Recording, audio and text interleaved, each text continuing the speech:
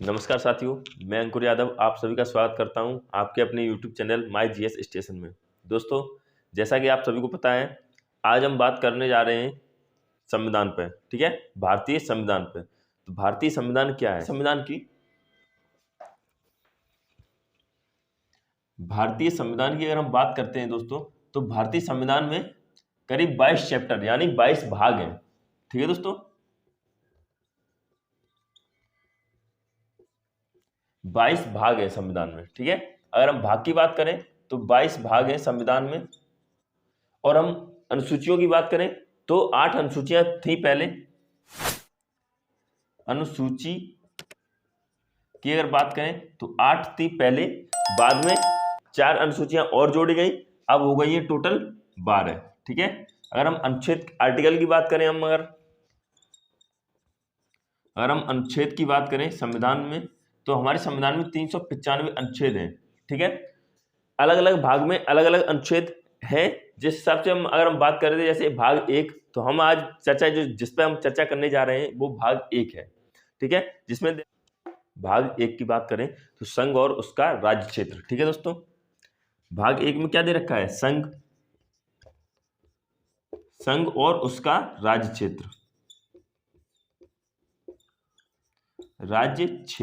ठीक है, अगर हम राज्य क्षेत्र की बात करें संघ राज्य क्षेत्र में, तो इसके अंतर्गत 28 राज्य व 8 यूनियन टेरिटरी यानी केंद्र शासित प्रदेश हैं। ठीक है दोस्तों, अगर इसके राज्य और उसका क्षेत्र की बात करें, तो अब अगर हम इसके भाग अनुच्छेद की बात करें, आर्टिकल की बात करें, तो ये भाग 1 में आर्टिकल अनुच्छेद जो है आपके वो 1 से 4 तक हैं। 1 से 4 तक है भाग 1।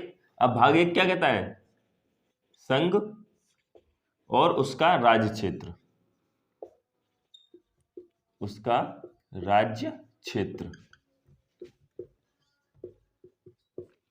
अगर हम संघ और उसके राज्य क्षेत्र की बात करें, तो भारत में राज्य क्षेत्र कितने हैं? कितने राज्य हैं भारत में?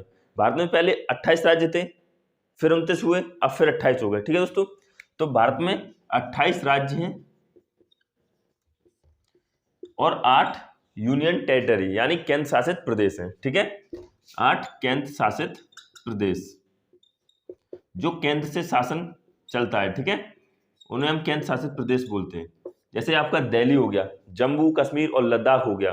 ठीक है, पौंडुचेरी हो गया, चंडीगढ़ हो गया, ये सब कैसे हैं? अंडमान निकोबार द्वीप समूह, लक्षद्वीप, दमन एवं दीप, सिलवासा, ये सब क्या है? ये आपके यूनियन टेरिटरी हैं। यहाँ इसमें दिल्ली, भारत सरकार इन पे क्या करती है? शासन करती है। इसीलिए इसे हम केंद्र शासित प्रदेश बोलते हैं। ठीक है, जिनमें केंद्र से शासन चल रहा हो।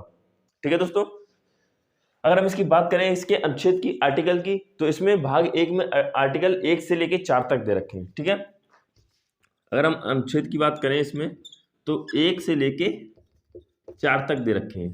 ठीक है, अगर हम अनुच्छेद 1 की बात करें, तो अनुच्छेद 1 कहता है, तो अनुच्छेद 1 क्या कहता है? भारत राज्यों का संघ है। ठीक है, भारत राज्यों का संघ है जिसमें 28 राज्य और 8 केंद्र शासित प्रदेश आते हैं। अगर हम अनुच्छेद 2 क्या कहता है?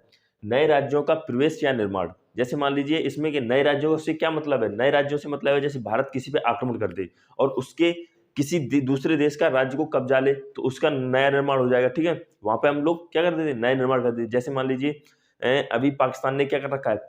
पीओके जो कश्मीर है उस पर क्या कर रखा है? उसने अपना कब्जा जमा रखा है, तो उसका वो राज्य है। ठीक है, हालांकि उसका परमानेंट नहीं है, लेकिन वो भारत का हिस्सा है, कभी ना कभी वो भारत में आएगा। ठीक है दोस्तों, अब जैसे मान लीजिए भारत आक्रमण कर दे चाइना पे और चाइना का कोई क्षेत्र कब्जा ले, तो वहां पे एक नए राज्य की स्थापना हो जाएगी। ठीक है, तो क्या कहता है? नए राज्यों का प्रवेश या निर्माण। ठीक है, जैसे चाइना ने तिब्बत पे आक्रमण कर दिया, तो जब तिब्बत पे उसने कब्जा कर लिया, तो वो अब तिब्बत जो क्षेत्र है वो किसका आता है? चाइना के अंतर्गत आता है।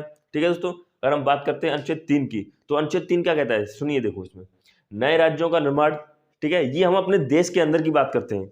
नए राज्यों का निर्माण तथा वर्तमान राज्यों के नाम, क्षेत्र तथा सीमाओं में परिवर्तन कर सकते हैं। जैसे मान लीजिए मुझे कोई राज्य बहुत बड़ा लग रहा है और मुझे उसे छोटा करना है। ठीक है, तो मैं उसका अनुच्छेद 3 के तहत ये सब कर सकता हूँ। आर्टिकल 4 क्या कहता है आपका? आर्टिकल 4 कहता है कि पहली और चौथी अनुसूची के संशोधन, ठीक है, पहली और चौथी अनुसूची के संशोधन तथा अनुपूरक आनुशांसिक और पारमाणिक विषयों के उपबंध करने के लिए अनुच्छेद 2 और 3 के लिए बनाई गई विधियां का उपबंध। ठीक है दोस्तों, इसका क्या मतलब हुआ?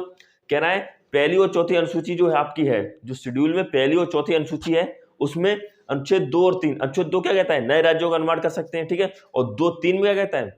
3 में क्या कहता है? नए राज्यों का निर्माण कर सकते हो और हम अपने देश के अंदर ही सीमाएं, नाम और उसमें क्षेत्र में परिवर्तन कर सकते हैं। ठीक है, तो ये तो हो गई आपका अनुच्छेद 2 और 3। अब इसी के तहत अनुच्छेद 4 का वर्णन किया गया है। ठीक है दोस्तों, तो ये तो आपका एक भाग 1 हो गया है। अब अगर हम नेक्स्ट क्लास में चर्चा करेंगे भाग 2 की, ठीक है, जिसमें नागरिकता दे रखा है। वीडियो पसंद आए तो वीडियो को लाइक करें, चैनल को सब्सक्राइब करें। जय हिंद।